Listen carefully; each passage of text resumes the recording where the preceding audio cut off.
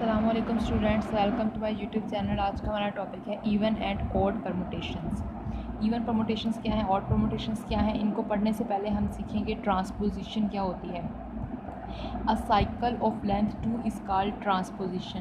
कि ऐसा साइकिल जिसकी लेंथ 2 होगी वो हमारे पास क्या कहलाएगा, ट्रांसपोजिशन कहलाएगा। जैसे कि फॉर एग्ज़ाम्पल 1 2, अब इसकी लेंथ क्या है, इसमें दो एलिमेंट्स हैं इस साइकिल के अंदर, तो यानी 1 गोज़ टू 2, 2 गोज़ टू 1। ये एक साइकिल है, ये साइक्लिक परमुटेशन है और इसके अंदर हमारे पास एलिमेंट्स 2 हैं, तो ये ट्रांसपोजिशन कहलाएगा। इसकी लेंथ 2 है।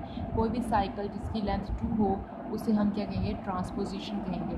Every cyclic permutation can be expressed as a product of transposition. कि कोई भी अगर साइक्लिक परमुटेशन है हम उसे एक्सप्रेस कर सकते हैं प्रोडक्ट ऑफ ट्रांसपोजिशन की फॉर्म में। Every permutation of degree N can be expressed as a product of transposition. अब आप सोच रहे हो यहाँ पर साइक्लिक परमुटेशन लिखा, यहाँ परमुटेशन लिखा, ऐसा क्यों? साइक्लिक परमुटेशन जो होती है वो हमने देखी थी कि उसके अंदर भी बाइजेक्टिव मैप्स होती हैं, लेकिन उसे हम साइकिल की फॉर्म में लिख सकते हैं, यानी A1 goes to A2, A2 goes to A3, इस फॉर्म में से रिप्रेजेंट कर सकते हैं। और परमुटेशन होती हैं, सारी परमुटेशन साइक्लिक परमुटेशन नहीं होती, कुछ ऐसी परमुटेशन भी होती हैं जो साइक्लिक ना हो। जैसे कि एग्जांपल यहाँ पे करते हैं, जैसे यहाँ पर मैं एक परमुटेशन लिखती हूँ जी 1 2 3, ये साइक्लिक परमुटेशन है। इसको मैंने 1 2 3 को मैं एक्सप्रेस करवा सकती हूँ प्रोडक्ट ऑफ ट्रांसपोजिशन की फॉर्म में। वो कैसे करवाएंगे, हम इसे लिख सकते हैं 1 2 एंड 1 3। इस तरह से लिखने से इस पर कोई फ़र्क नहीं पड़ेगा, इसको मल्टीप्लाई करवाने से फिर यही आंसर आ रहेगा जब इन दोनों का प्रोडक्ट लेंगे। हम एक साइक्लिक परमुटेशन को जो है हम लोग इनफाइनाइट मैनी वेज में ट्रांसपोजिशन की फॉर्म में लिख सकते हैं। जैसे 1 2 1 3 लिख लिया, हम इसे और भी तरह से लिख सकते हैं, जैसे 1 3 2 3 1 2 एंड 1 3, इस तरह से भी लिख सकते हैं। 3 2 3 1, इस तरह से भी लिख सकते हैं, यानी ये सारी इक्वल ही हैं। ठीक है, तो ये हमारे पास हम इसको एक्सप्रेस करवा सकते हैं प्रोडक्ट ऑफ ट्रांसपोजिशन की फॉर्म में, यानी 2 लेंथ के साइकिल्स की फॉर्म में।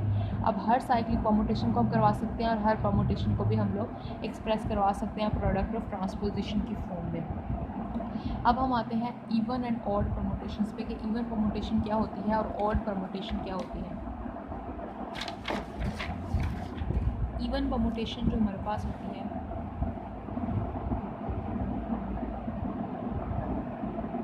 इवन परमुटेशन ऐसी परमुटेशन होती है जिसे हम एक्सप्रेस करवा सकें product of even number of transpositions की फॉर्म में। यानी वहाँ पर जो ट्रांसपोजिशंस आएंगी प्रोडक्ट, हम एक परमुटेशन को अगर हम एक्सप्रेस करवा रहे हैं तो हमारे पास जो उनकी ट्रांसपोजिशन के नंबर्स होंगे वो इवन होंगे। मैं यहाँ इसकी डेफिनेशन लिखती हूँ। A permutation is said to be even permutation if it can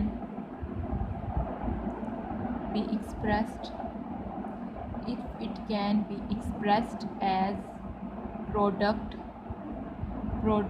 of even number of transposition। हम पिछले लेक्चर में पढ़ चुके हैं कि परमुटेशन हमारे पास क्या थी, बाइजेक्टिव मैप्स थी। ये बाइजेक्टिव मैप्स। इवन परमुटेशन हमारे पास होगी अगर हम किसी परमुटेशन को इवन परमुटेशन तब कहेंगे अगर हम उसे एक्सप्रेस करवा सकें product of even number of transposition की फॉर्म में। जैसे हम यहाँ पर एग्जांपल लेते हैं, एक परमुटेशन ले लेते हैं 1 2 3 4 5। एक बात याद रखें, या तो हमारे पास डिसजॉइंट साइकिल्स होने चाहिए या हमारे पास साइक्लिक फॉर्म में होनी चाहिए परमुटेशन। ठीक है, तभी हम उससे एक्सप्रेस करवा सकेंगे प्रोडक्ट ऑफ ट्रांसपोजिशंस की फॉर्म में। यानी ये डिसजॉइंट साइकिल्स हैं, अब हम इसे करवा सकते हैं। 1 2 3 को हम करवा सकते हैं 1 2 1 3 4 5 पहले से ही ट्रांसपोजिशन में है, तो ये ट्रांसपोजिशन में हमने इसे एक्सप्रेस करवा दिया। अब हमने काउंट करना है ये इवन ट्रांसपोजिशंस बनी है या ऑड। 1 2 3 ये ऑड बनी है, तो हमारे पास ये ऑड नंबर है, तो ये इवन परमुटेशन नहीं होगी। हम इसे लिख सकते हैं ये क्या है, ऑड परमुटेशन। जो ऑड परमुटेशन की डेफिनेशन है उसमें बस यहाँ पर इवन की जगह पर ऑड आ जाएगा, यानी ऑड नंबर ऑफ़ ट्रांसपोजिशंस होंगी तो वो परमुटेशन जो है हम इसे एक्सप्रेस करवा रहे होंगे ऑड नंबर ऑफ़ ट्रांसपोजिशन की फॉर्म में, तो वो ऑड परमुटेशन बन जाएगी। इसी तरह एक और एग्जांपल लेते हैं। ये मैंने एक परमुटेशन ले ली 1 2 3 4 5, इसे हम एक्सप्रेस करवा सकते हैं 1 2 1 3 1 4 1 5। इस तरह से हम इसे एक्सप्रेस करवा सकते हैं ट्रांसपोजिशंस की फॉर्म में। इसमें हमारे पास 4 आए हैं एलिमेंट्स, 4 टाइम्स ट्रांसपोजिशंस आई हैं, तो ये इवन परमुटेशन हो जाएगी, इवन परमुटेशन। ठीक है स्टूडेंट्स, उम्मीद करते हैं आपको यहाँ तक समझ आई होगी। अब यहाँ पर एक और एग्जांपल लेते हैं, जैसे कि है 1 2 3 2 3 5 7 3 1 6। देखिए ये डिसजॉइंट नहीं है, डिसजॉइंट नहीं है तो हम इसको प्रोडक्ट ऑफ ट्रांसपोजिशन की फॉर्म में नहीं लिख सकते, हमें इनको पहले डिसजॉइंट साइकिल बनाना होगा। तो हम इसे इस तरह से कर लेते हैं, इसको लिखते हैं जो डिसजॉइंट में कैसे कन्वर्ट करेंगे। 1 गोज़ टू 1, यहाँ से देखना शुरू करते होते हैं 1 कहाँ पे जा रहा है 6 पे, यहाँ पे 6 नहीं है तो इसका मतलब 6 6 पर ही जा रहा है, यहाँ पे भी 6 नहीं है इसका मतलब 6 6 पे ही जा रहा है, तो यहाँ 6 आ जाएगा। यहाँ पे 6 जा रहा है 7 पे, यहाँ 7 नहीं इसका मतलब 7 7 पे जा रहा है, यहाँ पर भी 7 नहीं इसका मतलब 7 7 पे जा रहा है, तो 7 आ जाएगा। उसके बाद 7 गोज़ टू 3, यहाँ पे 3 5 पर जा रहा है, यहाँ पर 5 नहीं है इसका मतलब 5 5 पर ही जा रहा है, यहाँ पर 5 नहीं है इसका मतलब 5 5 पर जा रहा है। इस साइकिल में 5 है तो 5 जा रहा है जी 2 पर, 2 यहाँ पर जा रहा है 3 पर, तो यहाँ आ जाएगा 3। अब यहाँ पर 3 जा रहा है 1 पर, यहाँ पर 1 नहीं है तो 1 1 पे जा रहा है, यहाँ पे 1 जा रहा है 2 पर, तो यहाँ 2 आ जाएगा। यहाँ पे 2 नहीं है तो 2 यहाँ पर नहीं जा रहा है, 2 2 पे ही जा रहा है, यहाँ पर 2 3 पे जा रहा है, यहाँ पे 3 1 पे जा रहा है, तो साइकिल क्लोज हो जाएगा जहाँ से स्टार्ट होगा। अब ये हमारे पास एक साइकिल फॉर्म बन गई है, तो हमारे पास अब हम इसको ट्रांसपोजिशन की फॉर्म में, प्रोडक्ट ऑफ ट्रांसपोजिशन की फॉर्म में लिख सकते हैं 1 6 1 7 1 5 1 3 1 2। तो ये कितने बनी हैं 1 2 3 4 5 ऑड बनी है, तो ये ऑड परमुटेशन आ जाएगा। ठीक है स्टूडेंट्स, उम्मीद करती हूँ यहाँ तक आपको समझ आया होगा। नेक्स्ट वीडियो में हम लोगों ने जो डिस्कस करना है वो है SN को डिस्कस करना है। हमने प्रूव करवाना है कि SN जो है वो ग्रुप है, फिर हम N की वैल्यू 1 लेके 2 लेके S1 S2 S3 S4 को डिस्कस करेंगे और उसके सारे सब ग्रुप्स निकालेंगे, देन टोटल नंबर ऑफ सब ग्रुप भी और उसके साइक्लिक सब ग्रुप्स भी निकालेंगे स्टूडेंट्स। ठीक है स्टूडेंट्स, अगर आपने अभी तक हमारे चैनल को सब्सक्राइब नहीं किया तो हमारे चैनल को सब्सक्राइब कर दीजिए। अगर आपको हमारी वीडियो अच्छी लगे तो इसे लाइक कीजिएगा। थैंक यू स्टूडेंट्स, अल्लाह हाफिज़। अस्सलामुअलैकुम students, welcome to my YouTube channel. आज का हमारा टॉपिक है even and odd permutations. Even permutations क्या हैं, ऑड परमुटेशंस क्या हैं, इनको पढ़ने से पहले हम सीखेंगे ट्रांसपोजिशन क्या होती है। अ cycle of length 2 is called transposition, कि ऐसा साइकिल जिसकी लेंथ 2 होगी वो हमारे पास क्या कहलाएगा, ट्रांसपोजिशन कहलाएगा। जैसे कि फॉर एग्ज़ाम्पल 1 2, अब इसकी लेंथ क्या है, इसमें 2 एलिमेंट्स हैं इस साइकिल के अंदर, तो यानी 1 गोज़ टू 2 2 गोज़ टू 1, ये एक साइकिल है, ये साइक्लिक परमुटेशन है और इसके अंदर हमारे पास एलिमेंट्स 2 हैं, तो ये ट्रांसपोजिशन कहलाएगा। इसकी लेंथ 2 है, कोई भी साइकिल जिसकी लेंथ 2 हो उसे हम क्या कहेंगे, ट्रांसपोजिशन कहेंगे। Every cyclic permutation can be expressed as a product of transposition, कि कोई भी अगर साइक्लिक परमुटेशन है हम उसे एक्सप्रेस कर सकते हैं प्रोडक्ट ऑफ ट्रांसपोजिशन की फॉर्म में। Every permutation of degree n can be expressed as a product of transposition. अब आप सोच रहे हैं यहाँ पर साइक्लिक परमुटेशन लिखा, यहाँ परमुटेशन लिखा, ऐसा क्यों? साइक्लिक परमुटेशन जो होती है वो हमने देखी थी कि उसके अंदर भी बाइजेक्टिव मैप्स होती हैं, लेकिन उसे हम साइकिल की फॉर्म में लिख सकते हैं, यानी A1 goes to A2 A2 goes to A3, इस फॉर्म में से रिप्रेजेंट कर सकते हैं। और परमुटेशन होती है, सारी परमुटेशन साइक्लिक परमुटेशन नहीं होती, कुछ ऐसी परमुटेशन भी होती हैं जो साइक्लिक ना हो। जैसे कि एग्जांपल यहाँ पे करते हैं, जैसे यहाँ पर मैं एक परमुटेशन लिखती हूँ जी 1 2 3, ये साइक्लिक परमुटेशन है, इसको मैंने 1 2 3 को मैं एक्सप्रेस करवा सकती हूँ प्रोडक्ट ऑफ ट्रांसपोजिशन की फॉर्म में। वो कैसे करवाएंगे, हम इसे लिख सकते हैं 1 2 एंड 1 3। इस तरह से लिखने से इस पर कोई फ़र्क नहीं पड़ेगा, इसको मल्टीप्लाई करवाने से फिर यही आंसर आ रहेगा जब इन दोनों का प्रोडक्ट लेंगे। हम एक साइक्लिक परमुटेशन को जो है हम लोग इनफाइनाइट मैनी वेज में ट्रांसपोजिशन की फॉर्म में लिख सकते हैं। जैसे 1 2 1 3 लिख लिया, हम इसे और भी तरह से लिख सकते हैं, जैसे 1 3 2 3 1 2 एंड 1 3, इस तरह से भी लिख सकते हैं। 3 2 3 1 इस तरह से भी लिख सकते हैं, यानी ये सारी इक्वल ही हैं। ठीक है, तो ये हमारे पास हम इसको एक्सप्रेस करवा सकते हैं प्रोडक्ट ऑफ ट्रांसपोजिशन की फॉर्म में, यानी 2 लेंथ के साइकिल्स की फॉर्म में। अब हर साइक्लिक परमुटेशन को हम करवा सकते हैं और हर परमुटेशन को भी हम लोग एक्सप्रेस करवा सकते हैं प्रोडक्ट ऑफ ट्रांसपोजिशन की फॉर्म में। अब हम आते हैं इवन एंड ऑड परमुटेशंस पे कि इवन परमुटेशन क्या होती है और ऑड परमुटेशन क्या होती है। इवन परमुटेशन जो हमारे पास होती है,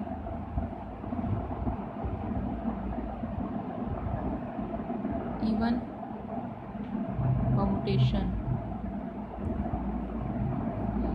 ऐसी परमुटेशन होती है जिसे हम एक्सप्रेस करवा सकें product of even number of transpositions की फॉर्म में, यानी वहाँ पर जो ट्रांसपोजिशंस आएंगी प्रोडक्ट, हम एक परमुटेशन को अगर हम एक्सप्रेस करवा रहे हैं तो हमारे पास जो उनकी ट्रांसपोजिशन के नंबर्स होंगे वो इवन होंगे। मैं यहाँ इसकी डेफिनेशन लिखती हूँ।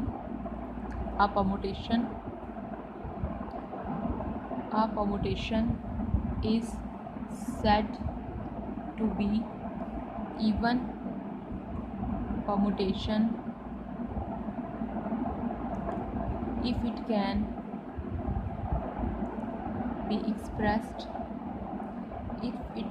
be expressed as product of even number of transposition। हम पिछले लेक्चर में पढ़ चुके हैं कि परमुटेशन हमारे पास क्या थी, बाइजेक्टिव मैप्स थी। ये बाइजेक्टिव मैप्स। इवन परमुटेशन हमारे पास होगी अगर हम किसी परमुटेशन को इवन परमुटेशन तब कहेंगे अगर हम उसे एक्सप्रेस करवा सकें product of even number of transposition की फॉर्म में। जैसे हम यहाँ पर एग्जांपल लेते हैं, एक परमुटेशन ले लेते हैं 1 2 3 4 5। एक बात याद रखें, या तो हमारे पास डिसजॉइंट साइकिल्स होने चाहिए या हमारे पास साइक्लिक फॉर्म में होनी चाहिए परमुटेशन। ठीक है, तभी हम उससे एक्सप्रेस करवा सकेंगे प्रोडक्ट ऑफ ट्रांसपोजिशंस की फॉर्म में, यानी ये डिसजॉइंट साइकिल्स हैं। अब हम इसे करवा सकते हैं 1 2 3 को हम करवा सकते हैं 1 2 1 3 4 5 पहले से ही ट्रांसपोजिशन में है, तो ये ट्रांसपोजिशन में हमने इसे एक्सप्रेस करवा दिया। अब हमने काउंट करना है ये इवन ट्रांसपोजिशंस बनी है या ऑड। 1 2 3 ये ऑड बनी है तो हमारे पास ये ऑड नंबर है, तो ये इवन परमुटेशन नहीं होगी। हम इसे लिख सकते हैं ये क्या है, ऑड परमुटेशन। जो ऑड परमुटेशन की डेफिनेशन है उसमें बस यहाँ पर इवन की जगह पर ऑड आ जाएगा, यानी ऑड नंबर ऑफ ट्रांसपोजिशंस होंगी तो वो परमुटेशन जो है हम इसे एक्सप्रेस करवा रहे होंगे ऑड नंबर ऑफ ट्रांसपोजिशन की फॉर्म में, तो वो ऑड परमुटेशन बन जाएगी। इसी तरह एक और एग्जांपल लेते हैं, ये मैंने एक परमुटेशन ले ली 1 2 3 4 5। इसे हम एक्सप्रेस करवा सकते हैं 1 2 1 3 1 4 1 5। इस तरह से हम इसे एक्सप्रेस करवा सकते हैं ट्रांसपोजिशंस की फॉर्म में। इसमें हमारे पास 4 आए हैं एलिमेंट्स, 4 टाइम्स ट्रांसपोजिशंस आई हैं, तो ये इवन परमुटेशन हो जाएगी, इवन परमुटेशन। ठीक है स्टूडेंट्स, उम्मीद करते हैं आपको यहाँ तक समझ आई होगी। अब यहाँ पर एक और एग्जांपल लेते हैं, जैसे कि है 1 2 3 2 3 5 7 3 1 6। देखिए ये डिसजॉइंट नहीं है तो हम इसको प्रोडक्ट ऑफ ट्रांसपोजिशन की फॉर्म में नहीं लिख सकते, हमें इनको पहले डिसजॉइंट साइकिल बनाना होगा। तो हम इसे इस तरह से कर लेते हैं, इसको लिखते हैं जो डिसजॉइंट में कैसे कन्वर्ट करेंगे। 1 गोज़ टू 1, यहाँ से देखना शुरू करते होते हैं 1 कहाँ पे जा रहा है 6 पे, यहाँ पे 6 नहीं है इसका मतलब 6 पर ही जा रहा है, यहाँ पे भी 6 नहीं है इसका मतलब 6 पे ही जा रहा है, तो यहाँ 6 आ जाएगा। यहाँ पे 6 जा रहा है 7 पे, यहाँ 7 नहीं इसका मतलब 7 पे जा रहा है, यहाँ पर भी 7 नहीं इसका मतलब 7 पे जा रहा है, तो 7 आ जाएगा। उसके बाद 7 गोज़ टू 3, यहाँ पे 3 5 पर जा रहा है, यहाँ पर 5 नहीं है इसका मतलब 5 पर ही जा रहा है, यहाँ पर 5 नहीं है इसका मतलब 5 पर जा रहा है। इस साइकिल में 5 है तो 5 जा रहा है जी 2 पर, 2 यहाँ पर जा रहा है 3 पर, तो यहाँ आ जाएगा 3। अब यहाँ पर 3 जा रहा है 1 पर, यहाँ पर 1 नहीं है तो 1 पे जा रहा है, यहाँ पे 1 जा रहा है 2 पर, तो यहाँ 2 आ जाएगा। यहाँ पे 2 नहीं है तो 2 यहाँ पर नहीं जा रहा है, 2 पे ही जा रहा है, यहाँ पर 2 3 पे जा रहा है, यहाँ पे 3 1 पे जा रहा है, तो साइकिल क्लोज हो जाएगा जहाँ से स्टार्ट होगा। अब ये हमारे पास एक साइकिल फॉर्म बन गई है, तो हमारे पास अब हम इसको ट्रांसपोजिशन की फॉर्म में, प्रोडक्ट ऑफ ट्रांसपोजिशन की फॉर्म में लिख सकते हैं 1 6 1 7 1 5 1 3 1 2। तो ये कितने बनी है? 1 2 3 4 5 ऑड बनी है, तो ये ऑड परमुटेशन आ जाएगी। ठीक है स्टूडेंट्स, उम्मीद करती हूँ यहाँ तक आपको समझ आया होगा। नेक्स्ट वीडियो में हम लोगों ने जो डिस्कस करना है वो है SN को डिस्कस करना है। हमने प्रूव करवाना है कि SN जो है वो ग्रुप है। फिर हम N की वैल्यू 1 लेके 2 लेके S1 S2 S3 S4 को डिस्कस करेंगे और उसके सारे सब ग्रुप्स निकालेंगे, दैन टोटल नंबर ऑफ सब ग्रुप भी और उसके साइक्लिक सब ग्रुप्स भी निकालेंगे स्टूडेंट्स। ठीक है स्टूडेंट्स, अगर आपने अभी तक हमारे चैनल को सब्सक्राइब नहीं किया तो हमारे चैनल को सब्सक्राइब कर दीजिए। अगर आपको हमारी वीडियो अच्छी लगे तो इसे लाइक कीजिएगा। थैंक यू स्टूडेंट्स, अल्लाह हाफिज़। अस्सलामुअलैकुम students, welcome to my YouTube channel. आज हम लोगों ने प्रूव करना है कि SN जो है ये हमारे पास ग्रुप है अंडर कंपोजिशन बाइनरी ऑपरेशन के रिस्पेक्ट से। लेकिन उसको प्रूव करवाने से पहले कुछ बातें हम फिर से रिमाइंड कर लें कि हमारे पास जो SN था सेट, वो हमारे पास किस टाइप का सेट था। हमने एक X सेट लिया था, उसके अंदर n एलिमेंट्स हैं। जब पहले हमने डिस्कस किया था तो उसके अंदर हम एलिमेंट्स पहले हमने 1 लिया था, फिर हमने S1 को डिस्कस किया था, फिर 2 लिए थे, फिर S2 को, फिर S3 को, फिर S4 को। अब हम यहाँ पर इन जनरल बात कर रहे हैं कि हमने एक X सेट लिया है, उसमें n एलिमेंट्स है और उसके ऊपर हमने मैप डिफ़ाइन करवाई है X से X में। इस X से X में जितनी भी बाइजेक्टिव मैप्स बनेगी उन सारी बाइजेक्टिव मैप्स को हम कहेंगे परमुटेशंस के। All bijective maps X to X is called permutations.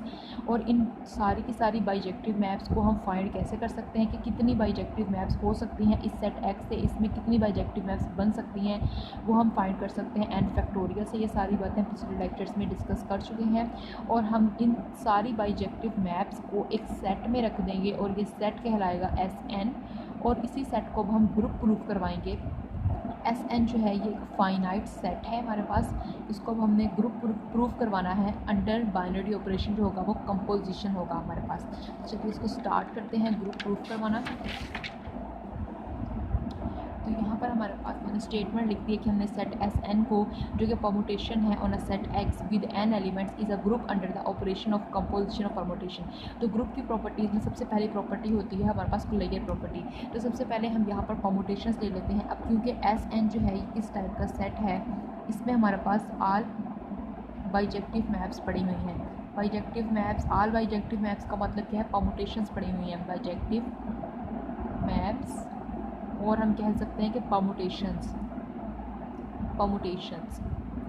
ठीक है, तो अब इसमें से हम कोई सी भी बाइजेक्टिव मैप्स 2 ले लेते हैं। जैसे कि मैं यहाँ परमुटेशन ले रही हूँ, परमुटेशन कह लें या बाइजेक्टिव मैप्स कह लें, तो कोई सी हम परमुटेशंस ले लेते हैं।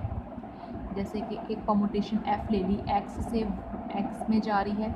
एक परमुटेशन G ले ली X से X में, यानी ये भी एक बाइजेक्टिव मैप है, ये भी एक बाइजेक्टिव मैप है। ठीक है, परमुटेशंस के लिए हमने ये 2 बाइजेक्टिव मैप्स ले ली, F ले ली और G ले ली। और ये डिफ़ाइन किस तरह से है हम वो देख लेते हैं। वो डिफ़ाइन, हम इसको डिफ़ाइन कर देते हैं इन मैप्स को। ये डिफ़ाइन इस तरह से है कि हम यहाँ पर F कंपोजिशन G जब लेंगे, यानी इन दोनों को जब ऑपरेट करवाएंगे तो किस तरह से ऑपरेट करवाएंगे कि ये X के ऊपर जब X हम इसमें से कोई एलिमेंट इसका उठाएंगे तो F कंपोजिशन G हमारे पास इस तरह से आएगा कि ये X into F into G। हमने इस तरह से इसको डिफ़ाइन करवाना है, X F composition G, X F पे ऑपरेट होकर G के साथ। तो ये हम इसी तरह से इसको डिफ़ाइन करेंगे। अब हम देखें, हमें पता है कि F और G जो हैं दोनों बाइजेक्टिव हैं। F and G both are bijective. जब ये बाइजेक्टिव हैं तो इनकी जो कंपोजिशन होगी F composition G is also a bijective map, also a bijective map. It implies, अगर ये भी बाइजेक्टिव होगी तो SN के अंदर बिलोंग कर रही होगी। It implies F composition G belongs to SN for all F and G।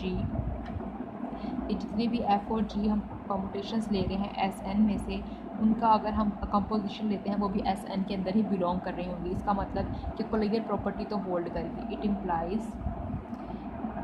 SN holds the closure property.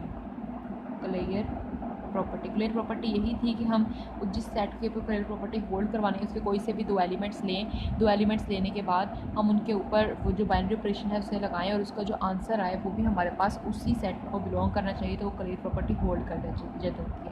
अब हम लोगों ने नेक्स्ट जो प्रॉपर्टी करवानी है वो है हमारे पास एसोसिएटिव प्रॉपर्टी। उसके लिए हम कोई सी 3 बाइजेक्टिव मैप्स ले लेंगे।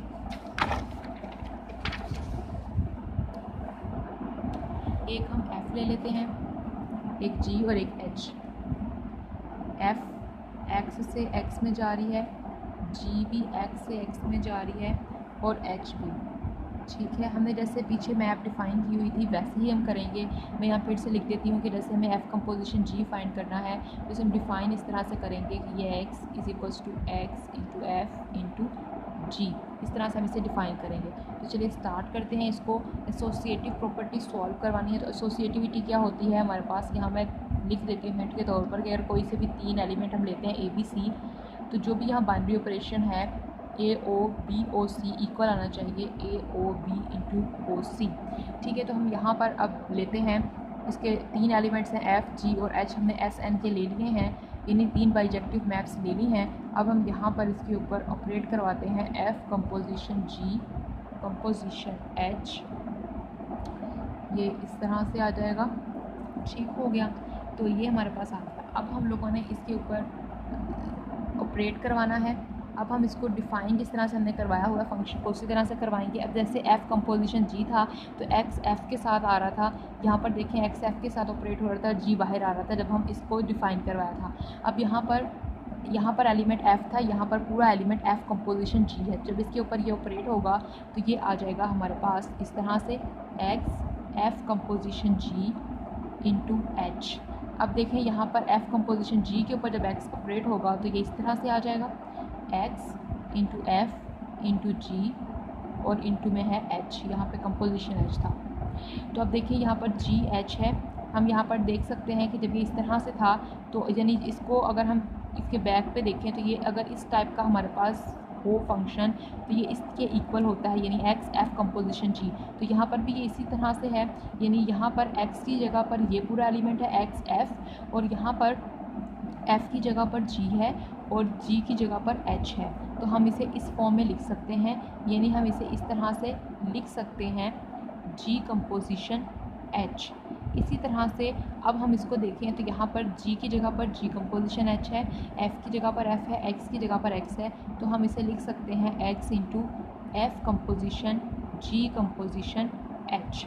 तो ये हमारे पास इस तरह से आ गया। तो ये देखें एसोसिएटिविटी होल्ड हो गई हमारे पास, ये इस तरह से था F composition G into H composition के साथ, तो ये हमारे पास एसोसिएटिव प्रॉपर्टी होल्ड करेगी। It implies S N holds the associative property, associative property.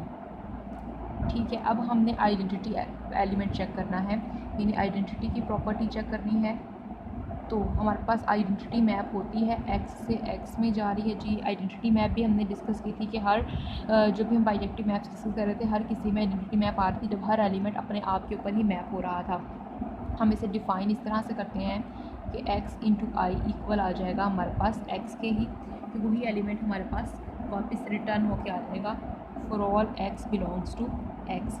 अब यहाँ पर जैसे कि हम कंपोजिशन ले लेते हैं एफ़, यानी एफ़ कोई भी हम एस एन में से ले रहे हैं, एफ़ हमारे पास कोई भी एलिमेंट है एस एन का, यानी कोई भी बाइजेक्टिव मैप है। अगर हम इसकी कंपोजिशन लेते हैं आई के साथ, यानी जब हम इसको इसकी ऑपरेट करवाते हैं तो आंसर एफ़ ही आना चाहिए, तभी पता चलेगा कि आइडेंटिटी एलिमेंट एग्जिस्ट करता है कि नहीं करता। यानी हम कैसे करते होते थे कि ए कोई भी अगर उस सेट का एलिमेंट होता था तो इसका साथ हम आइडेंटिटी एलिमेंट को अगर ऑपरेट करवाते थे तो ए आंसर आना चाहिए, चाहे लेफ़्ट से ऑपरेट करवाएं या राइट से। यहाँ पे भी यही काम करेंगे। यहाँ पर एक्स है, हमने जैसे अपना फंक्शन डिफ़ाइन किया हुआ था वैसे ही हम लोग यहाँ पर यूज़ करेंगे जैसे हम यहाँ पर डिफ़ाइन कर चुके हैं। तो यहाँ पर आ जाएगा हमारे पास एक्स एफ़ इंटू आई। अब देखिए आई से जब ये मल्टीप्लाई होगा तो ये अगेन यही आ जाएगा, क्योंकि हमें पता है आई से आई इस तरह से ऑपरेट आइडेंटिटी मैप जो हमने डिफ़ाइन की हमने इस तरह से डिफ़ाइन किया हुआ है कि X I is equals to है एक्स के, तो यहाँ पर एक्स एफ़ आई किसके इक्वल आ जाएगा एक्स एफ़ के। ठीक है, ये आ गया हमारे पास। इसी तरह से अगर हम इसे राइट से अप्लाई करते हैं, अगर हमने जैसे एफ़ कंपोजिशन आई लिखा है, हम आई कंपोजिशन एफ़ लिखते हैं तब भी हमारे पास यही आंसर आएगा। यानी अगर हम आई कंपोजिशन एफ़ लिखते हैं एक्स तब भी हमारे पास यही आंसर आने वाला है एक्स इंटू आई इंटू एफ़। तो हमारे पास यहाँ पर हम इसे लिख सकते हैं X into F into I which is equals to F.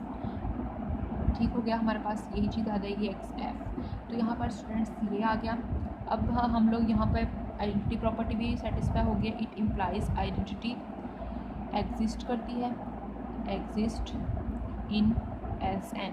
ठीक हो गया। अब हमारे पास रह गई लास्ट प्रॉपर्टी, कौन सी भला? इन्वर्स की, वो है जी इन्वर्स प्रॉपर्टी। इन्वर्स की प्रॉपर्टी को सेटिस्फाई करने के लिए हम यहाँ पर एक मैप डिफाइन करते हैं एफ इन्वर्स, जो कि एक्स से एक्स में ही जा रही है, एक्स से एक्स में ही जा रही है। अब हम लोग यहाँ पर क्या करेंगे? इन्वर्स अगर हर एलिमेंट का अगर इन्वर्स एग्जिस्ट करता है तो कोई भी एलिमेंट हम ले लेते हैं एस एन का, तो हमारे पास हर एलिमेंट का अगर इन्वर्स एग्जिस्ट करता है तो एफ़ कंपोजिशन एफ़ इन्वर्स लें या एफ़ इन्वर्स कंपोजिशन एफ़ लें, आंसर आइडेंटिटी के इक्वल आना चाहिए। देखें, अगर हम यहाँ पर एलिमेंट लेते हैं, हम यहाँ पर डिफ़ाइन कर लेते हैं कि एक्स एफ़ लेते हैं तो आंसर हमारे पास आता है वाई, ठीक है। इट इम्प्लाइज अगर एक्स एफ पे आंसर वाई आता है, यानी एफ इन्वर्स एक हमने मैप ली हुई है और हमारे पास जो एफ कोई भी यानी बाइजेक्टिव मैप हो सकती है, एफ जो है ये कोई भी बाइजेक्टिव मैप है। अगर हम एक्स एफ लेते हैं तो वाई आंसर देता है। इट इम्प्लाइज अगर हम लोग इसके ऊपर इन्वर्स अप्लाई कर देंगे एफ इन्वर्स, तो आंसर क्या आ जाएगा? एक्स, ठीक है। एक्स एफ पे वाई आंसर मिलता है, वाई एफ इन्वर्स पे एक्स आंसर मिलना चाहिए। अब हम लोग यहाँ पर देखते हैं कि इन्वर्स एग्जिस्ट करता है कि नहीं करता है। X F composition F inverse लेते हैं तो हमारे पास यहाँ पर क्या आ जाएगा? देखिए, अगर तो हमारे पास आंसर जो है वो एक्स के इक्वल आ गया, इसका मतलब ये आइडेंटिटी एग्जिस्ट करती है, यानी F composition F inverse identity के इक्वल है। इसका मतलब एफ का इन्वर्स है, यानी हर बाइजेक्टिव मैप का यहाँ पर इन्वर्स मौजूद है एस एन सेट के अंदर। तो इसे ऑपरेट करवाते हैं। देखिए, हमने कहा एक्स एफ वाई के इक्वल है, अब इसे ऑपरेट करवाएंगे। जैसे कि हमारा फंक्शन डिफाइन था, यहाँ आ जाएगा एक्स एफ इंटू, यहाँ आ जाएगा एफ़ इन्वर्स। तो एक्स एफ किसके इक्वल था? वाई के, वाई एफ़ इन्वर्स किसके इक्वल था? एक्स के। तो ये हमारे पास इसके इक्वल आ गया है। इसका मतलब कि ये हमारे पास जो है ये हमारे पास शो कर रहा है आइडेंटिटी को। इसका मतलब कि एफ़ का इन्वर्स एफ़ इन्वर्स है, यानी ये एक दूसरे के इन्वर्सेस हैं, इस वजह से ये एक्स आ गया है, ये आपस में आइडेंटिटी परफॉर्म कर रहे हैं। इसी तरह से हमने ये एफ़ कंपोजिशन एफ़ इन्वर्स लिया, अब हम एफ़ इन्वर्स कंपोजिशन एफ़ लेते हैं। तो हम यहाँ पर ले लेते हैं Y F inverse composition F. तो ज़ाहिर सी बात है हम यहाँ पर वाई एलिमेंट लेके कि एफ इन्वर्स फर्स्ट प्लेस पे आ गया है, तो यहाँ पर आ जाएगा Y F inverse into F. Y F inverse किसके इक्वल है? एक्स के, तो ये आ जाएगा एफ, और एक्स एफ किसके इक्वल है? वाई के, तो ये आ जाएगा Y F inverse composition F. इसका मतलब ये आइडेंटिटी है, इसीलिए वाई से मल्टीप्लाई होकर वाई के इक्वल आ गया है। It implies F composition F inverse equals to identity is equals to F inverse composition F. It implies Sn is a group under composition। के बाइनरी ऑपरेशन क्या है? इसका कंपोजिशन है। ठीक हो गया स्टूडेंट्स, तो एस एन जो है वो ग्रुप प्रूफ हो गया है। नेक्स्ट लेक्चर में जो हम लोग करने जा रहे हैं जी, नेक्स्ट लेक्चर में हम लोगों ने एन की वैल्यू 1 रखेंगे, S1 डिस्कस करेंगे, उसके सारे जो है सब ग्रुप्स निकालेंगे, फिर S2 के सब ग्रुप्स और साइक्लिक सब ग्रुप्स निकालेंगे, S3 के निकालेंगे, S4 के निकालेंगे। उनके कंप्लीट स्ट्रक्चर्स को हम लोगों ने डिस्कस करना है। तो नेक्स्ट वीडियो हमारी ज़रूर देखिएगा, वो बहुत ज़्यादा इन्फॉर्मेटिव होने वाली है स्टूडेंट्स। और अगर आप हमारे चैनल पर नए हैं और आपने हमारे चैनल को अभी तक सब्सक्राइब नहीं किया है तो प्लीज़ हमारे चैनल को सब्सक्राइब कर दीजिए। अगर आपको हमारी वीडियो अच्छी लगे तो इसे लाइक कीजिएगा और शेयर कीजिएगा। थैंक यू स्टूडेंट्स, अल्लाह हाफिज़।